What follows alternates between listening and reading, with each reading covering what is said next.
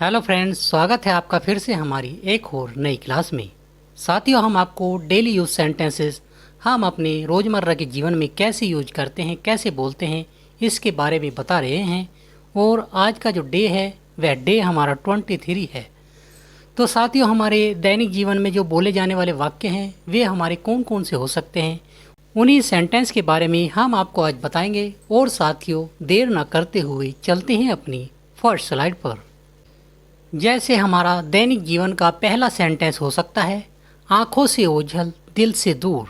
आंखों से ओझल दिल से दूर, हम इसे अंग्रेजी में कहेंगे out of sight out of mind. Out of sight out of mind, जिसका अर्थ होता है आंखों से ओझल दिल से दूर, अर्थात जो हमारी आंखों के सामने ना हो और जो हमारे दिल से दूर हो, तो हम उसे कहते हैं out of sight out of mind. आंखों से ओझल दिल से दूर। और नेक्स्ट हमने सेंटेंस लिया है, सीता राम और रावण के बीच झगड़े की जड़ थी। यह सेंटेंस भी हमने अपने दैनिक जीवन में अवश्य बोला होगा। और यदि हम इसे अंग्रेजी में कहेंगे तो कैसे कहेंगे?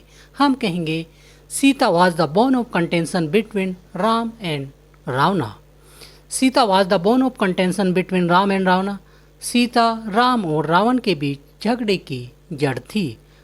बोन ऑफ कंटेंशन का अर्थ होता है झगड़े की जड़।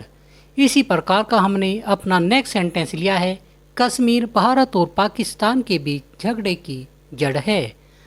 कश्मीर भारत और पाकिस्तान के बीच झगड़े की जड़ है। इसे हम अंग्रेजी में कहेंगे Kashmir is the bone of contention between India and Pakistan.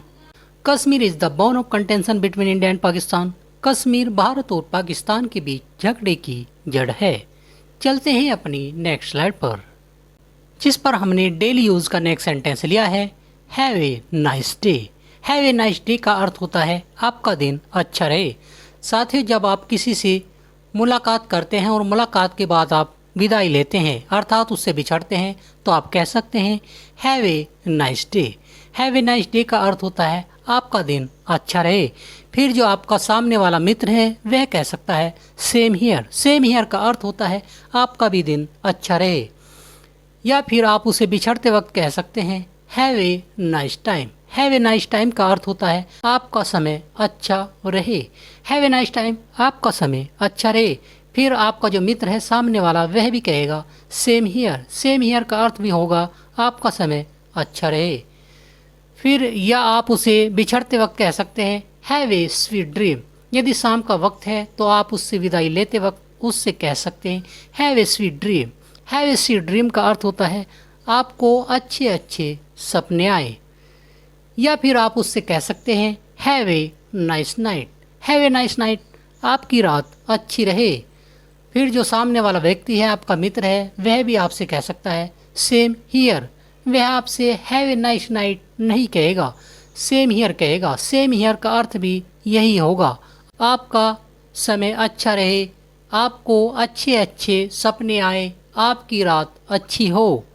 तो जो आपका सामने वाला मित्र है वह इन सभी का रिप्लाई सेम हियर में करेगा। चलते हैं अपनी नेक्स्ट स्लाइड पर, जिस पर हमने स्टिल जो वर्ड होता है, स्टिल अर्थात फिर भी, उसके बारे में आपको बताया है और उसका हमने सेंटेंस में यूज किया है। अध्यापक लोग नाखुश थे फिर भी उन्होंने कुछ नहीं कहा। अध्यापक लोग नाखुश थे फिर भी उन्होंने कुछ नहीं कहा। इसे हम अंग्रेजी में कहेंगे the teacher was unhappy still he said nothing. अध्यापक लोग नाखुश थे फिर भी उन्होंने कुछ नहीं कहा। स्टिल वाले जो वाक्य हैं, स्टिल से पहले हमारा एक सेंटेंस होगा और स्टिल के बाद हमारा नेक्स्ट सेंटेंस होगा। The teacher was unhappy still he said nothing. अध्यापक लोग नाखुश थे फिर भी उन्होंने कुछ नहीं कहा। इसी प्रकार का हमने नेक्स्ट सेंटेंस लिया है, वह एक लड़की है फिर भी सख्त है। वह एक लड़की है फिर भी वह सख्त है। इसे हम अंग्रेजी में कहेंगे she is a girl still she is strict. वह एक लड़की है फिर भी सख्त है। स्ट्रिक्ट का अर्थ होता है सख्त। नेक्स्ट हमने सेंटेंस लिया है, राजेश अमीर है फिर भी नाखुश है। नाखुश अर्थात खुश नहीं है। तो हम इसे अंग्रेजी में कहेंगे Rajesh is rich still he is unhappy. Rajesh is rich still he is unhappy. Rajesh अमीर है फिर भी नाखुश है। नेक्स्ट हमने सेंटेंस लिया है मेरी माँ इतनी अच्छी है जितनी तुम्हारी माँ, या फिर हम कह सकते हैं कि मेरी माँ इतनी अच्छी है जितनी कि तुम्हारी, और हम इसे अंग्रेजी में कहेंगे my mother is as good as yours.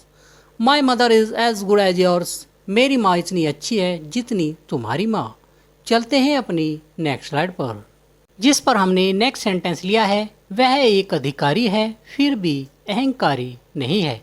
यहाँ पर भी हमने स्टिल का यूज़ किया है और हम इस सेंटेंस को अंग्रेजी में कहेंगे he is an officer still he is not arrogant.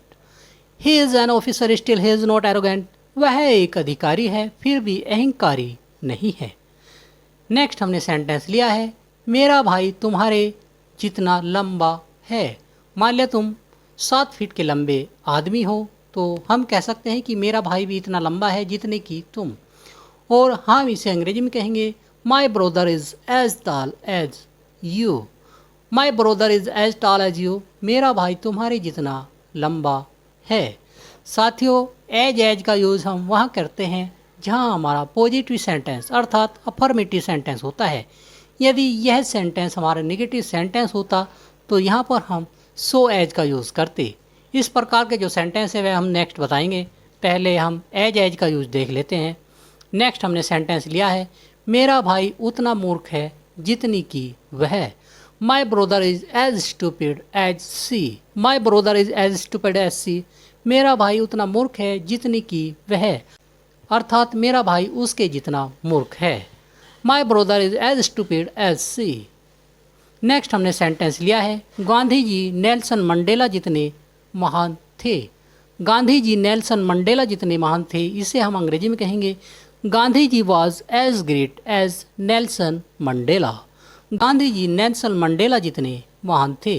साथियों जो सेंटेंस है मैं आपको 2 या 3 बार बोलकर बताऊंगा, फिर आप घर पर इन सेंटेंस की बोलकर सेल्फ प्रैक्टिस कर सकते हैं, क्योंकि कहा गया है स्पीकिंग कम्स बाय स्पीकिंग। बोलना बोलने से आता है। यदि आप अंग्रेजी में बोलना स्टार्ट नहीं करते हैं, अभ्यास नहीं करते हैं, तो आपको अंग्रेजी में बहुत मुश्किल से बोलना आएगा, और यदि आप आज से ही इंग्लिश में बोलना आरंभ कर देते हैं तो आपको बहुत जल्द इंग्लिश में बोलना आ जाएगा। चलते हैं अपनी नेक्स्ट स्लाइड पर। अब हम इस स्लाइड पर सो एज का यूज़ देख लेते हैं, जिसमें हमने अपना पहला सेंटेंस लिया है वह इतना अच्छा नहीं है जितने कि तुम। तो यह हमारा नेगेटिव अर्थात नकारात्मक वाक्य है। तो नकारात्मक वाक्य में हम इतना और उतने के लिए सो एज का यूज़ करते हैं। जैसे हमने इस सेंटेंस की अंग्रेजी बनाई है he is not so good as you. He is not so good as you, वह इतना अच्छा नहीं है जितने कि तुम। He is not as good as you, वह इतना अच्छा नहीं है जितने कि तुम। नेक्स्ट हमारा सेंटेंस है मेरा परिवार इतना अच्छा नहीं है जितना कि तुम्हारा। मेरा परिवार इतना अच्छा नहीं है जितना कि तुम्हारा, इसे हम अंग्रेजी में कहेंगे my family is not as good as yours. My family is not as good as yours, मेरा परिवार इतना अच्छा नहीं है जितना कि तुम्हारा। नेक्स्ट हमारा सेंटेंस है तुम्हारे बाल मेरे जितने अच्छे नहीं हैं। तुम्हारे बाल मेरे जितने अच्छे नहीं हैं, इसे हम अंग्रेजी में कहेंगे your hair is not so good as mine. Your hair is not as good as mine, तुम्हारे बाल मेरे जितने अच्छे नहीं हैं। नेक्स्ट हमारा सेंटेंस है वह तुम्हारे जितना अमीर नहीं है। वह तुम्हारे जितना अमीर नहीं है, यहाँ पर भी हमने सो एज का यूज़ किया है। इतने के लिए सो और उतना के लिए एज, और हमने इस सेंटेंस की अंग्रेजी बनाई है he is not so rich as you. he is not so rich as you, वह तुम्हारे जितना अमीर नहीं है, अर्थात जितने अमीर तुम हो इतना अमीर वह नहीं है। he is not so rich as you, वह तुम्हारे जितना अमीर नहीं है। चलते हैं अपनी नेक्स्ट स्लाइड पर। साथियों इस स्लाइड पर हमने अपनी डेली रूटीन एक्टिविटी के बारे में बताया है, और डेली रूटीन एक्टिविटी में हम पहले मॉर्निंग एक्टिविटी के बारे में बता देते हैं, फिर आप हमें हमारे कमेंट सेक्शन में जाकर हमें आफ्टरनून की एक्टिविटी और इवनिंग टाइम की एक्टिविटी हमें हमारे कमेंट सेक्शन में लिखकर हमें बताइएगा।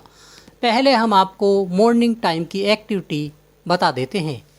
जैसे हम सुबह जल्दी उठते हैं तो हम उसे अंग्रेजी में क्या कहेंगे, हम कहेंगे I get up early. After that का अर्थ होता है उसके बाद। तो मैं आपको एक बार यह पढ़कर बता देता हूँ, फिर आप हमें हमारे कमेंट सेक्शन में भी हमें आफ्टरनून की और इवनिंग टाइम की एक्टिविटी हमें बताइएगा।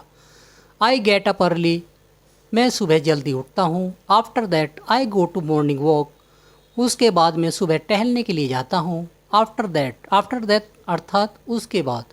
आई रिटर्न टू होम, मैं घर वापस लौटता हूँ। After that I do brush my teeth, उसके बाद मैं अपने दांतों को ब्रश करता हूँ। After that I take bath, उसके बाद मैं नहाता हूँ। After that I do worship, उसके बाद मैं पूजा करता हूँ। या फिर कोई मस्जिद जाता है, कोई मंदिर जाता है तो वह कह सकता है after that I go to temple, या फिर after that I go to mosque. या फिर कोई चर्च जाता होगा तो वह कहेगा after that I go to church. आगे चलते हैं। After that I take breakfast, उसके बाद में नाश्ता लेता हूँ। After that I wear my school, या फिर ऑफिस यूनिफॉर्म, या फिर ड्रेस, उसके बाद मैं स्कूल यूनिफॉर्म पहनता हूँ या फिर ऑफिस की ड्रेस पहनता हूँ। After that I go to college, उसके बाद मैं कॉलेज जाता हूँ या फिर ऑफिस, या फिर मैं उसके बाद ऑफिस जाता हूँ।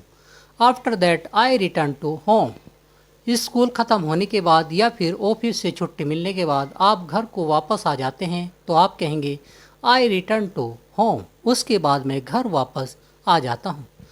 साथियों, यह हमारी मॉर्निंग टाइम की एक्टिविटी थी। अब आप हमें आफ्टरनून और इवनिंग टाइम की एक्टिविटी जो आप करते हैं वह हमारे कमेंट सेक्शन में लिखकर हमें बताइएगा। तभी हम समझ पाएंगे कि आपको हमारा पढ़ाया हुआ इंग्लिश स्पोकन का कोर्स कितना समझ में आ रहा है और कितना नहीं। और साथियों, आप घर पर इंग्लिश बोलने की प्रैक्टिस अभ्यास ज़रूर किया करें, तभी आपको इंग्लिश में बोलना आएगा। और साथियों, मैं आशा करता हूँ हमारे द्वारा बताई गई आज की क्लास आपको अच्छी लगी होगी। और यदि आपको अच्छी लगी हो तो आप हमें लाइक, शेयर और कमेंट करके हमें ज़रूर बताइएगा। और साथियों, मिलते हैं अपनी एक और नई क्लास में। तब तक के लिए थैंक यू, धन्यवाद।